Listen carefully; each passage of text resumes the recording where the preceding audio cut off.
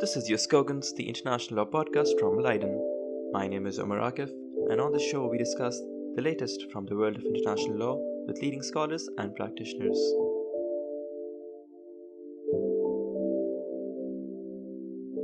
Hello and welcome to another episode of the Jus Cogens podcast, and I have with me Dr. Jens Iverson, who is an assistant professor at the Grotius Center for International Legal Studies at the Leiden University, and he has published in wide-ranging areas from criminal law, environmental protection, IHL, history of international law, transitional justice, and human rights. And today we'll be discussing an article which Dr. Iverson wrote for the Grotius working paper series called Keeping Jus Contra Bellum Restrictive while requiring the articulation of the goals for the use of force. So before we go into the article itself, Dr. Iverson, these are some terms which an average person might not be familiar with. Even those who know a bit of IHL, although our audience is predominantly lawyers and law students, Jus et Bello and Jus et Bellum are terms that people are usually familiar with. But in your article, you have primarily talked about Jus Contra Bellum and Jus Post Bellum. So very briefly, how do you understand these terms?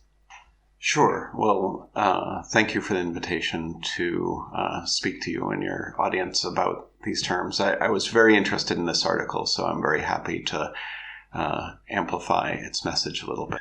So briefly, the term Jus Contra Bellum is often used in place of Jus ad Bellum to emphasize the primary thrust of this area of law, right? So that at the moment, after the UN Charter, the basic rule is there's a general prohibition against the use of force, thus contra bellum. Whereas previously, there might be a more complex law instead of a general prohibition with limited exceptions. Now, Jus Post Bellum is a term that is more recent, and really developed since the 1990s, where the emphasis is on the transition from armed conflict to peace. I was happy to be part of a project here at the Grotius Center, the Jus Post Bellum project, which has published a number of volumes and articles. And so it's a probably more controversial term, but it's a concept that has influenced a lot of my writing. So how did you come up with this research topic? Why did you particularly want to explore this area of international law? Well, I was invited to give a keynote address, and this was a subject that I thought would have some widespread interest, right? So the basic idea of the address and the article that came from that address is that we should pay more attention to the stated war aims of a state before it enters into an armed conflict. And in fact, that there should be a greater demand for articulation of those aims, because you see the horrors of war and the unfortunate failures of peace. And when you see that and you say there's a connection between those facts and the clumsy way states often enter wars, then you feel like perhaps if these war aims were better articulated, then you could in fact prevent some wars or prevent them from being fought in a manner that makes for a failed peace. It's also building, if the readers take a look, it's building on the work of some excellent scholars that had released their initial findings on SSRN, and I'm hopeful that people who read my article will also read those articles, some of which have come out now in final form since my address and since my article. Okay. The most common question, which even a very cursory look of the article that comes to mind, is that what incentive would states have to declare their war aims or clearly state what they're entering into war for before the actual conflict starts? Wouldn't there be, for example, political reasons not to be very specific in terms of what they want out of the war? Well, in part that depends on what they actually do want out of the war. So, in one of the later sections of the paper, I try to go through as a sort of mini case study for many relevant, important international armed conflicts since the 1990s. So you take what is probably the paradigmatic, collective self-defense case, the first Gulf War.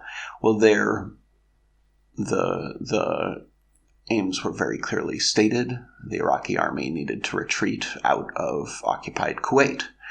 Well, by articulating that, both domestically and through Security Council resolutions authorizing the use of force, it both gathered an unprecedented coalition to implement the use of force, had a greater international legitimacy and less controversy, and it had certainly increased domestic support. I'm speaking primarily in this respect with, from my perspective as a U.S. citizen. I think that articulation helped justify the use of force.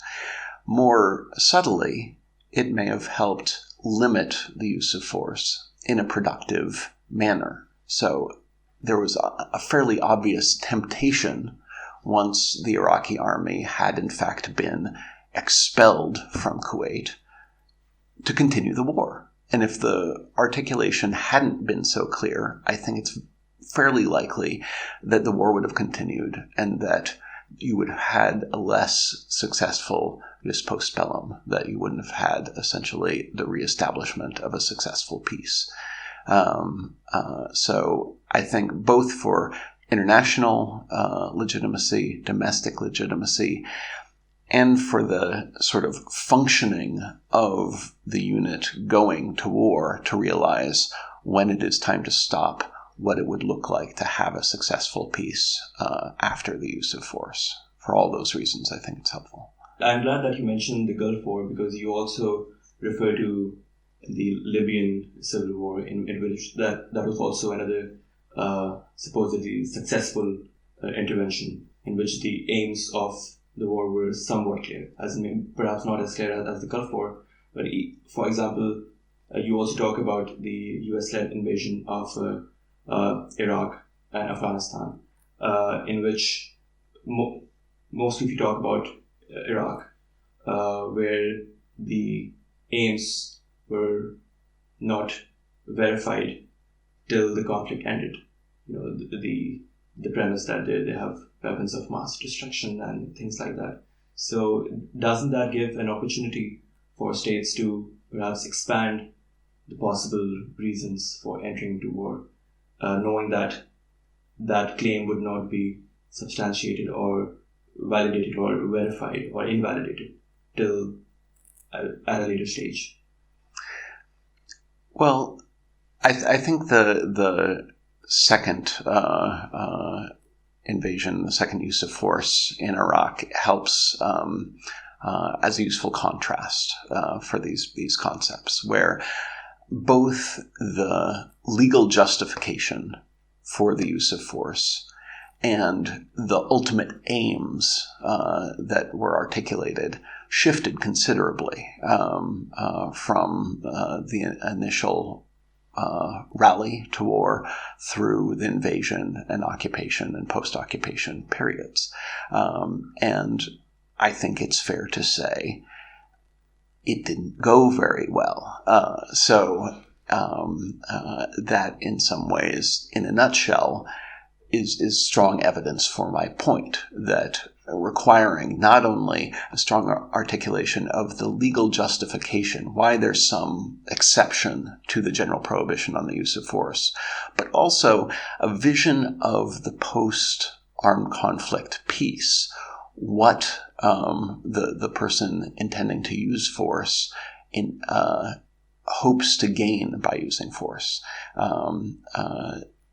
should be helpful, right? It might inform decisions as to whether a sufficient use of force is brought in to peacefully occupy and create the conditions of occupation so that there is not looting, so that there's preservation of public safety, so that peace can be established and indeed the country doesn't fall into a second civil war.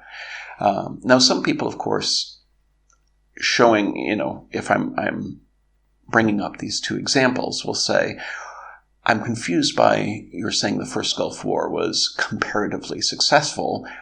The peace didn't endure, right? You have this second armed conflict. But I think it's important to focus on the fact that that wasn't inevitable. It really required a new U.S. government, a new U.S. administration with very different war aims. This wasn't about expelling Iraq from Kuwait anymore. It was a shifting set of new articulated war aims that triggered another use of force. You also mentioned contemplation of what should be the aims of the war can only take place in open societies in which there is some semblance of public support or accountability for states' action.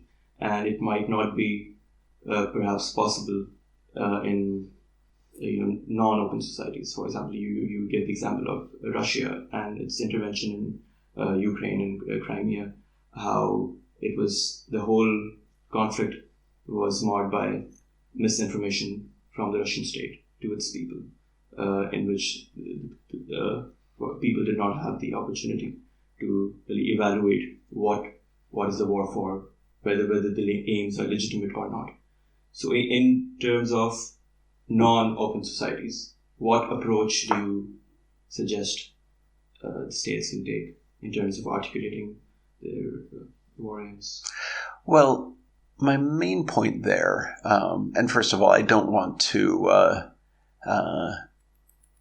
make it sound like I think the world is divided into states that are purely open and purely closed. These things end up on a spectrum. But what I did want to say is that this demand for a clear articulation of war aims will function differently domestically depending on the nature of the domestic system. So if there's a possibility for a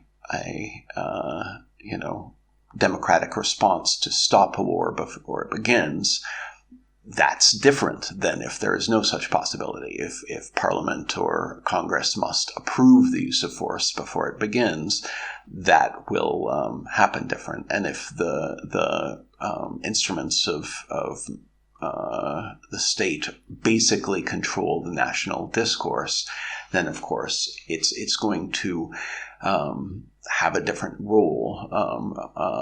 The demand for a requirement of war aims will be different. I still think internationally, regardless of who might be considering using force, this requirement should be there. And again, if most of the time the legal justification for use of force comes down to some form of self-defense, I'm still asking for more, right? To say, how do you expect, how do you hope, how do you intend for this post-use of force piece to look? Now, in the case of response to naked aggression, of course, it is natural to sort of say, well, we want it to be the status quo ante, right? We want to repel the invading army and get back to normal, so to speak. So that's not asking much. Mm-hmm. But when states are being, shall we say, creative and trying to push the edges of the law to say, well, this isn't really prohibited because it's some sort of humanitarian intervention or responsibility to protect, or in fact, this state of Crimea has popped into existence and then popped back out of existence through some sort of self-determination. Well, then this demand for a clear articulation of how do you expect this to end is more useful and more important, perhaps. You refer to the war manifestos, where the declared justifications of war were in a broad range, where it was not only for self-defense, but for violation of treaty obligations, violations of laws of war, protecting balance of powers, religious claims, protecting trade interests, humanitarian protection. It was a long list of justifications. And in a sense, you also mentioned in your article that there is a need to go back, in some sense, to the previous days of clearly stating your war objectives before entering into war. But at the same time, you need to be restrictive in terms of what can be a legitimate form of war aim. And there have been instances such as the US invasion of Iraq, where the alleged war aim would turn out to be based on false information. So how do you keep that balance in terms of, you can't just get away with saying that we are acting in self-defense. And you said that we need to push beyond that. That is a vague term. It needs to be substantiated. Well, so that's a great question, and that's essentially why I put that question in the title of my article, right? That I'm not interested in loosening Jus Contra Bellum, right? That isn't my intent, and I don't think, as wonderful as the historical research that Hathaway and Scott Shapiro and Bloom and all these other scholars have gone into, it's really interesting to look at the long history of justifications for war. But as many of these scholars have emphasized, it's a wonderful accomplishment that we have this general prohibition on the use of force in between states. I'm not saying we should articulate these war aims and loosen this general prohibition. Rather, I'm mostly asking for more, right? I'm saying that not only do you have to, under law, meet the strict requirements of Jus Contra Bellum, you should also be very clear about not only how you meet that law with Jus Contra Bellum or Jus ad Bellum, but how you expect to establish the peace. So it's not all formally self-defense. Again, you brought up Libya earlier, right? Well, the bombs dropping on Libya weren't to defend France or the UK or the US, right? Libya was not invading these countries.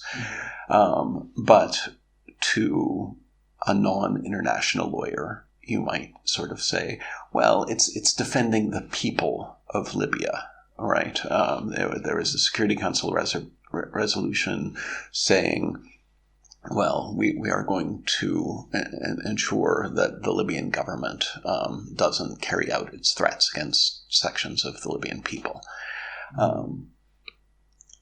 I think that could have been a good development, right? A real instantiation of this dream from the 90s of the responsibility to protect.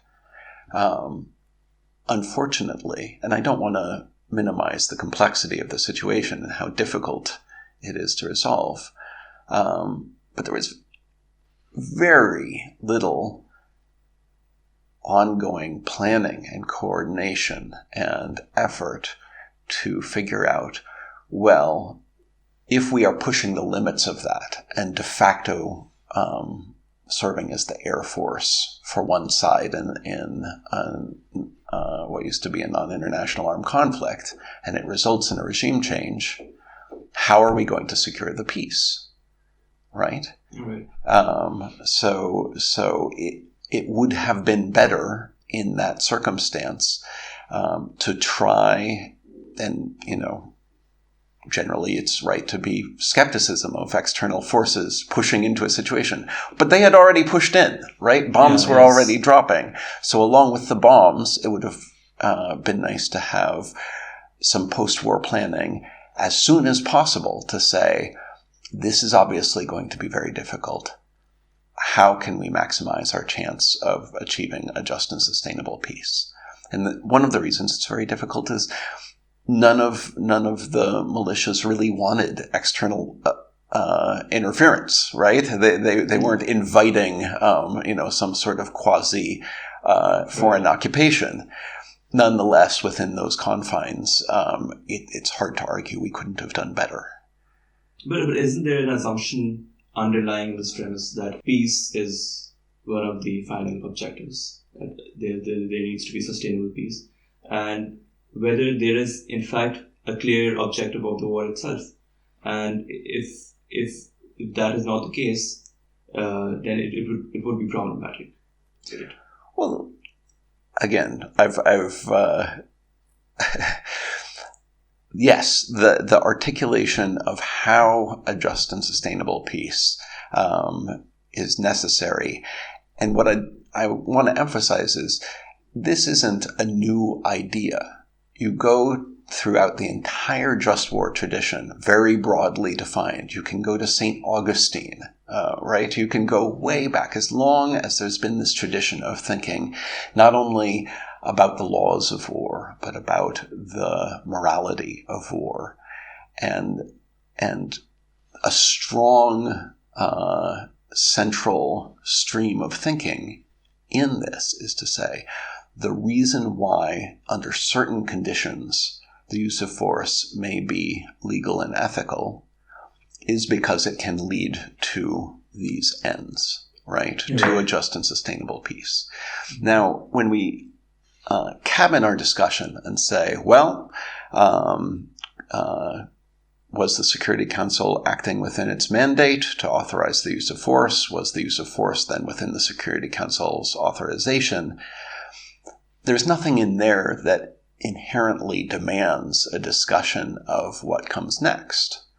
And that's why I think it's actually quite useful to bring in this broad tradition, not without a lot of historical problems.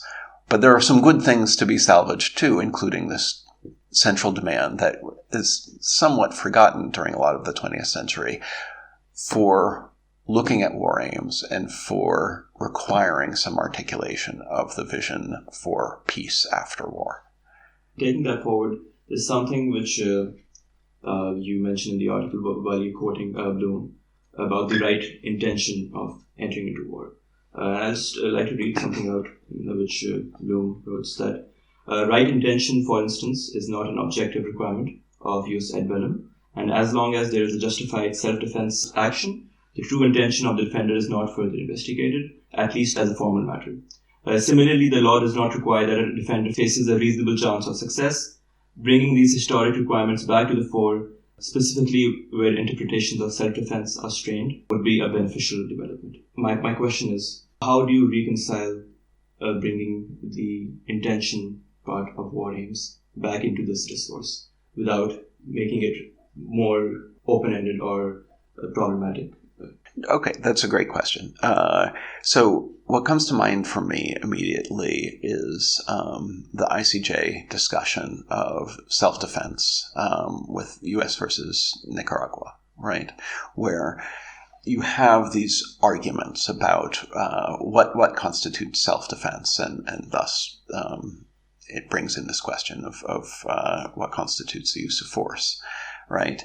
Now, it didn't help for any kind of U.S. argument that this was some sort of self-defense, some sort of collective self-defense, that this wasn't clearly articulated, right? That a lot of this war was not only unannounced, but specifically prohibited by the U.S. Congress, right? It was covert, and so and there's a long tradition of this saying it is better to get these things out in the open, right? We don't want secret clauses in our peace agreements because it's sowing the seeds for future conflict. We want transparency. We want articulation. So it's not saying that we need to amend the UN Charter, right, to amend how we think of the prohibition on the use of force. But if you are making a self-defense claim, and if that is to be credible, well, I think the right way to think about this, so it's sort of a way courts have, in my mind, looked at it without maybe articulating it exactly this way, to say, you're making an unusual request. You want to violate this general prohibition on the use of force. Well, if you say this is how it constitutes self-defense, and further, if you can articulate a vision of how this does have a likely probability of success, right? Mm-hmm. We expect we will do this. We will expect these will be the results. We've thought about the predictable nasty effects of using force, and this is our vision of how it'll be managed after the armed conflict. That's a reasonable thing to ask. And if you don't articulate that and you want to have an exception to the use of force, it's very reasonable to be skeptical, right? Mm-hmm. To say, well, we don't think you're going to fit into the exception then, either, beforehand or afterwards, to say, I'm not sure that was legitimate. You would have had a stronger case if you could comply with what used to be a more traditional formal demand, and now may sort of, in a sense, not be as formal. But if you are working for a government and you want to maximize the legitimacy of your government's actions, this would be my advice to you, is you should think about why there is this tradition of having to explain yourself. But on the flip side, given that an articulation cannot be done in a very transparent or democratic way, which would lead to the conclusion that war shouldn't take place in the first place, because the reasons for entering into war cannot be substantiated through a transparent process. But compare that to articulating more or less vague or abstract reasons for entering into war, but still going through the Security Council, still going through the system. So not being able to describe or give articulations of the specific reasons for entering into war might create an incentive for states to not come to the Security Council in the first place and just circumvent it and covertly undertake the operations anyway, compared to seeking some sort of legitimacy by invoking the self-defense mechanism through the Security Council, but not giving the exact details of what that operation or war would look like. Very frequently, when you have more than one entity speaking through the Security Council in the form of a resolution, or through NATO in the form of its articulated aims with regards to, Serbia and Kosovo, a international relations person might say the ambiguity in these statements is not a mistake. It is not an accident, right? You see this in treaty laws as well, right? There's the joke about it being, disagreement reduced to written form. And of course, you want to be realistic and realize that not every party is going to agree and that there's going to be some ambiguity. So when I ask NATO to say, how is this going to play out? How are you, if you are effectively pushing Kosovo towards independence, how do you think this will result in a just and sustainable peace? Are you thinking about how the rights of a Serbian minority will be protected in this circumstance? Are you articulating the need for justice on all sides? Or are you, purely serving as a cheerleader for your cause, right? To say, well, what the Rump Yugoslav government is doing is wrong. We demand, the cessation of military conduct, allowing refugees and internally displaced people to return, and for the government to engage with the Rambouillet Accords. That's entirely reasonable. That's your sort of list of demands. But, and again, everything's easier in hindsight. But I would have been very curious to see if they're doing this, again, without any kind of Security Council resolution, if they would have also said, we take these concerns very seriously, right? We do want accountability for the KLA as well as for the Serbian government and militias. We do want all minorities to be protected. We want, any secession to be through a deliberate process. And when you don't get that, not only does it not work very well on the ground, but you get a great deal of skepticism from, not just in Kosovo, but in now Serbia, and of course Serbia's backer, Russia, right? Mm-hmm. So you see, from the Russian perspective, I'm sure, you see a repeated violation of trust to say, without UN Security Council authorization in Kosovo, or with it in Libya, NATO will push, and we don't like that approach, right? That there's no effort to create some sort of consensus that can then sustain further responsibility to protect sort of action. We're not going to see another Libya resolution coming from the Security Council any time soon, any kind of responsibility to protect authorization of the use of force, as long as that mistrust exists between the permanent five members. Mm-hmm. Let's come to non-international armed conflicts for a second, because you briefly mentioned knives as well, and you said that although they do not formally fit into the domain of Jus Bellum and Jus Contra Bellum, but if you talk about the Syrian civil war and even other conflicts, which are this clear categorization of international armed conflicts and non-international armed conflicts, is becoming more and more difficult in modern conflicts because of the nature of parties involved and armed conflict not being declared formally.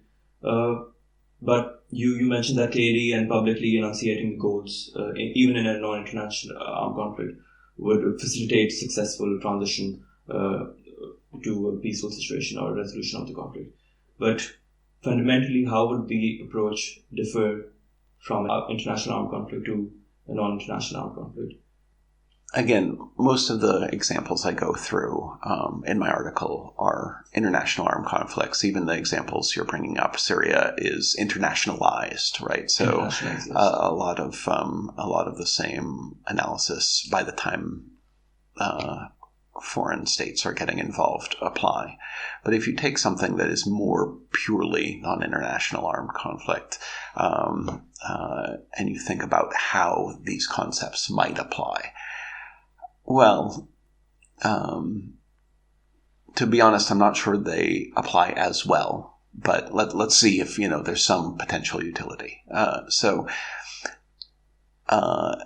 A local insurgency, whether it's a separatist group or a group that wishes to, overthrow a current regime and install itself in its place, I think it's a reasonable question, particularly in a NIAC of some duration, to say, to demand from such an insurgency, how do you expect this to work exactly, right? You look at something in Colombia or the Philippines, where you have these long-running things. I think one of the reasons why the insurgent groups have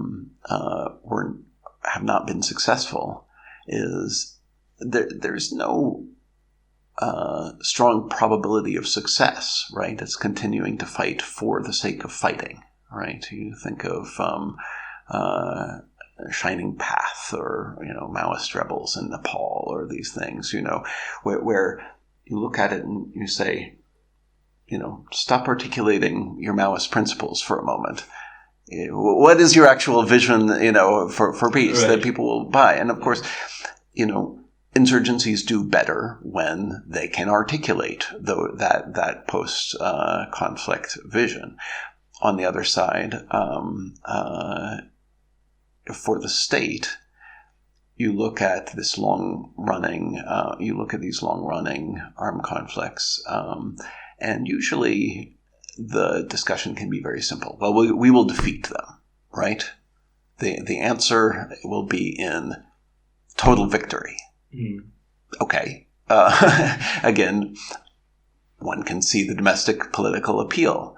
Right. But if that is, and what is the legal justification? Because we are the state and they are not, and they are very bad and we are very good.